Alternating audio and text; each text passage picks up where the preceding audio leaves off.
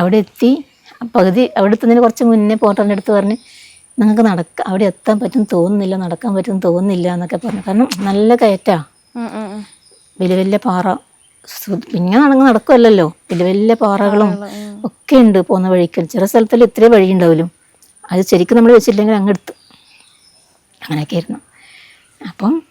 അപ്പോൾ എന്നോട് പോർട്ടർ പറഞ്ഞ് നമുക്ക് തിരിച്ചു പോകാമെന്ന് പറഞ്ഞേ. ഞാൻ പറഞ്ഞു അത് ശരിയാണ്, നമ്മൾ ഇത്രയും കഷ്ടപ്പെട്ടിട്ട് തിരിച്ചു പോകാനാ, അത് പറ്റൂല, എനിക്ക് എന്തായാലും ABC പോയേ പറ്റൂ, എന്ത് സംഭവിച്ചാലും ശരി നമുക്ക് അവിടെ എത്തണം എന്ന് പറഞ്ഞു. അപ്പോൾ അയാൾ പറഞ്ഞു എന്നാൽ ഓക്കെ എന്ന് പറഞ്ഞു. അങ്ങനെ കുറച്ചും കൂടെ നടന്ന് അവിടെ എത്തുമ്പോൾ സങ്കടമാണോ സന്തോഷമാണോ ഒന്നും പറയാൻ പറ്റൂല, അങ്ങനെയായിരുന്നത്. കാരണം ഒരു പ്രത്യേക ഫീലാണ്, നമുക്കത് പറയാൻ പറ്റൂല എങ്ങനെയായിരുന്നു ആ മാനസികാവസ്ഥ. ശരിക്കും പറഞ്ഞാൽ ഒരു കിളി പോയി എന്ന് പറയില്ല നമ്മൾ, ഒരവസ്ഥയായിരുന്നു അവിടെ എത്തുമ്പോൾ. അവിടെ നിന്ന് അപ്പോൾ തിരിച്ചിറങ്ങിയപ്പോൾ എന്താ തോന്നിയത്? തിരിച്ച് ഇറങ്ങുമ്പോൾ നമുക്കൊരു സാറ്റിസ്ഫാക്ഷനാണ്. അവിടെ എത്തി നമ്മളിങ്ങനെ ഫോട്ടോ ഒക്കെ എടുത്ത് ഞാൻ പിന്നെ കൊണ്ടുപോയി ഡ്രസ്സൊക്കെ ചുമ്മാ ഒന്ന് നമ്മളെ കേരള മുണ്ടും വേഷ്ടി ഉണ്ടല്ലോ, കേരള സാരി, അത് ഇവിടുന്ന് പിന്നൊക്കെ സെറ്റാക്കിയിട്ട് കാരണം ഭയങ്കര കാറ്റാ, ശരി കൊടുക്കാനൊന്നും പറ്റിയിട്ടുണ്ടായില്ല എനിക്കത്. എന്നാലും ജസ്റ്റ് ഒന്ന് കൊടുത്തപ്പോൾ വേഗം പിന്നെ കുത്തി വെച്ചത് കൊണ്ട് പറന്നു പോയില്ല. പിന്നെ ഫ്ലാഗും നല്ല കാറ്റാ അവിടെ. ഫ്ലാഗ് ഇവിടെ നിന്ന് കൊണ്ടുപോയത്? എല്ലാം കൊണ്ടുപോയതാ, എല്ലാം കരുതി കൂട്ടിട്ടാ പോയി. ആണോ?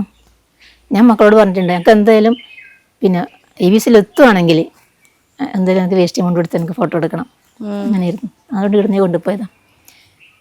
അപ്പോൾ അവിടെ എത്തി അതൊക്കെ എടുത്ത് ഫോട്ടോ ഒക്കെ എടുത്തു തന്നു. പിന്നെ അവിടുന്ന് ഒരു മുട്ടൽ ഒരു മുട്ട കഴിക്കാൻ തോന്നുന്നുണ്ടായിട്ടില്ല അന്നേരം. വിശക്കുന്നുണ്ടെങ്കിലും കൂടി ആ ഒരു എന്താ പറയുക, ആ ഒരു എക്സൈറ്റ്മെന്റിൽ ഒരു മുട്ട എങ്ങനെയല്ലോ കഴിച്ച് ബാക്കി ഒരു മുട്ട എടുത്ത് ബാഗിൽ വിട്ടിട്ട് അവിടുന്ന് തിരിച്ചിറങ്ങി.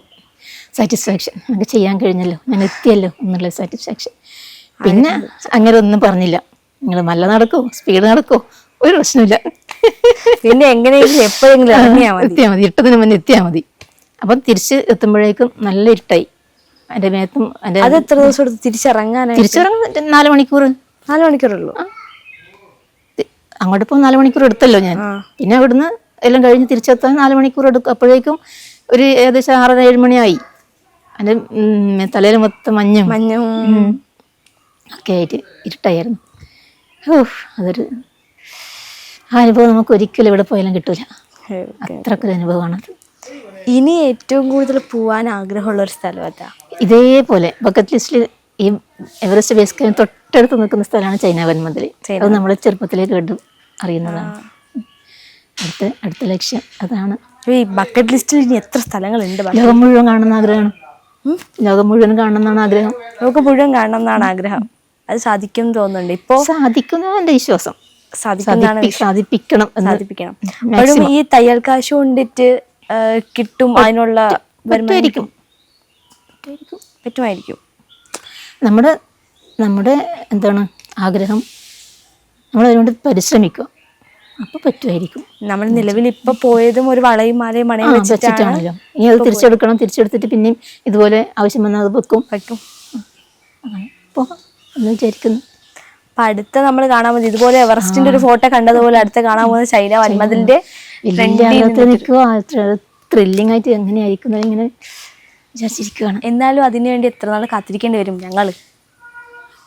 അതിപ്പം എനിക്കൊന്നും പറയാൻ പറ്റൂല. എത്രയും വേഗം പോകണമെന്നാണ് എൻ്റെ ആഗ്രഹം. ഈ വീഡിയോ എല്ലാം ഒന്ന് സെറ്റായി യൂട്യൂബിലൊക്കെ അപ്ലോഡ് ചെയ്ത് കുറച്ച് കഴിഞ്ഞ അപ്പം തന്നെ പോകണം എന്നാണ് ആഗ്രഹിക്കുന്നത്. എത്രയും വേഗം പോകണം. മക്കൾ ഇതിനു വേണ്ടി സഹായിക്കില്ലേ? അവർ കുറച്ചൊക്കെ സഹായിക്കും. കാരണം അവർക്ക് അത്രയൊക്കെ വരുമാനം ഉള്ളൂ. അവർക്കും എവിടെയെങ്കിലുമൊക്കെ പോകണ്ടേ, അപ്പോൾ നമ്മളതിന് തടസ്സം നിൽക്കരുതല്ലോ. അവര് പറഞ്ഞിട്ടുണ്ട് അമ്മ ഒറ്റയ്ക്ക് പോകണ്ട, ഞങ്ങളും കൂടി കൂടെ വരാം, അല്ലെങ്കിൽ ഞാനും കൂടി വരാം. ഇല്ല, എവറസ്റ്റ് പോകുമ്പോൾ അങ്ങനെ പറഞ്ഞിട്ടൊന്നുമില്ല. ഇല്ല, കാരണം അവർക്ക് പറ്റൂല, ഇത് നടക്കാനൊന്നും അവർക്കാവൂല. നടക്കണം. ഇത്രയും ചെറുപ്പമായ മക്കൾക്ക് പറ്റൂ. കാരണം നിങ്ങളെ പോലത്തെ ആൾക്കാർ മക്കൾ തന്നെ ഇത് ടൗണിൽ പോകണമെങ്കിൽ ഓട്ടോ പിടിച്ച് പോകുന്ന ആൾക്കാരാണ്. നടക്കാൻ ഭയങ്കര മടിയാ, അതാണ്.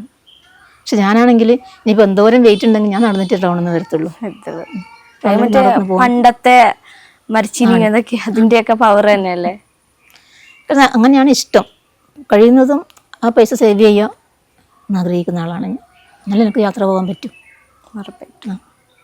വെറുതെ ഓട്ടോന് 30 രൂപ കൊടുത്ത് 2 പ്രാവശ്യം പോകുമ്പോൾ 60 രൂപയായില്ലേ, 3 പ്രാവശ്യം പോയാൽ 100 രൂപയായോ? അതെ. അതെനിക്ക് സേവ് ചെയ്ത് വെച്ചാൽ എനിക്ക് അതിൻ്റെ കൂടെ പിന്നെ 100 രൂപ 200 രൂപയായില്ലേ. അങ്ങനെയാണ് ഞാൻ സൂക്ഷിച്ച് വെക്കുന്നത്. അപ്പൊ ഈ വീട്ടിലെ കാര്യങ്ങളും ഇതെല്ലാം കൂടി എങ്ങനെയൊന്ന് ഹാൻഡിൽ ചെയ്യുന്നത്? പലപ്പോഴും ഞാൻ ചിന്തിച്ചിട്ടുണ്ട്, നമ്മുടെ അമ്മമാരൊക്കെ ഭയങ്കര കഴിവുള്ള ആൾക്കാരാ, നമുക്ക് ആവശ്യമുള്ള എല്ലാം മേടിച്ചും തരും, അതോടൊപ്പം അവർ സേവും ചെയ്ത് വെക്കും. 100 രൂപ കിട്ടിയാ 25 രൂപയ്ക്ക് സാധനം മേടിച്ചു തരും, സേവും ചെയ്ത് വെക്കും. ഞാൻ ചില അത്യാവശ്യ സാധനങ്ങളെ വാങ്ങൂല, ഇങ്ങനെ വെറുതെ ലാവിഷായിട്ടൊന്നും ഞാൻ വാങ്ങൂല. എനിക്ക് ആവശ്യമുള്ള സാധനങ്ങൾ മാത്രം വാങ്ങും. പിന്നെ മക്കൾ വന്നാൽ അവർ പിന്നെ ലാവിഷായിരിക്കും. പിന്നെ അവർ പോകുമ്പം എനിക്ക് എല്ലാ സാധനങ്ങൾ വാങ്ങിച്ച് വെച്ചിട്ടായിരിക്കും ചിലപ്പോൾ അവർ പോകുന്നുണ്ട്. അത് കഴിഞ്ഞിട്ട് എനിക്ക് വാങ്ങണ്ട. ഈ ഒരു കാലഘട്ടത്തിൽ നമുക്ക് ഈ തയ്യൽ ജോലിക്ക് കിട്ടാനായിട്ട് ഭയങ്കര പാടായിരിക്കും. കാര്യം ഇപ്പൊ എല്ലാവരും ഓൺലൈൻ അല്ലെങ്കിൽ ഷോപ്പിൽ നിന്നൊക്കെ മേടിക്കാറാണ്. തയ്ക്കുന്നത് കുറവാണ്. എന്നാലും കിട്ടും, എന്നാലും കുഴപ്പമില്ലാതെ കിട്ടുന്നുണ്ട്. കുഴപ്പമില്ല, എനിക്കങ്ങനെ നിരാശയൊന്നും തോന്നിയിട്ടുണ്ടായില്ല. എന്തായാലും എനിക്ക് കിട്ടുന്ന നല്ല പൂർണ്ണ വിശ്വാസം എനിക്കുണ്ട്. ഇനി വരുമ്പോൾ ഓരോരുത്തർ ടൈലർമാർ വന്നാലും ഇനി എന്ത് തന്നെ സംഭവിച്ചാലും എനിക്കുള്ളത് എനിക്ക് കിട്ടും. അതാണ് എനിക്ക് കിട്ടുന്ന മറ്റൊരാൾക്ക് കിട്ടും, പക്ഷെ മറ്റൊരാൾക്ക് കിട്ടുന്നത് എനിക്കും കിട്ടൂല.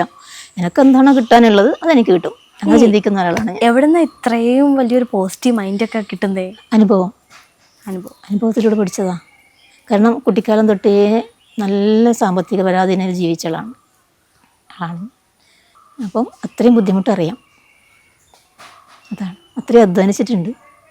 കുഞ്ഞുനാൾ തൊട്ടേ 10ാം ക്ലാസ് തൊട്ട് 10ൽ പഠിക്കുമ്പോഴേ ഇങ്ങനെ അമ്മേൻ്റെ കൂടെ പണിക്കൊക്കെ പോകുമായിരുന്നു.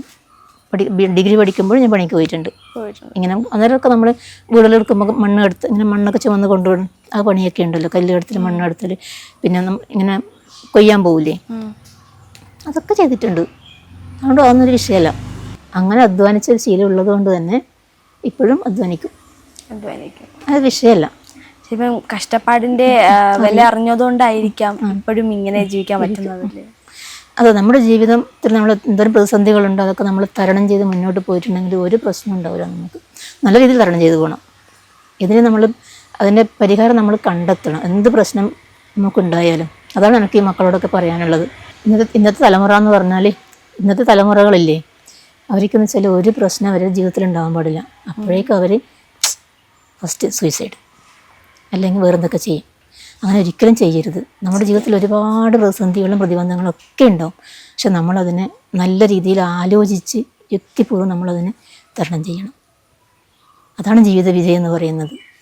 അല്ലാതെ എന്തെങ്കിലും ഒന്ന് കേട്ടോ എന്തെങ്കിലും ഒന്ന് കണ്ട് അപ്പം എനിക്ക് ജീവിക്കാൻ പറ്റില്ല എന്ന് ഒരിക്കലും ചിന്തിക്കാൻ പാടില്ല. ആ ഒരു ജീവിതം നമുക്കുള്ളൂ.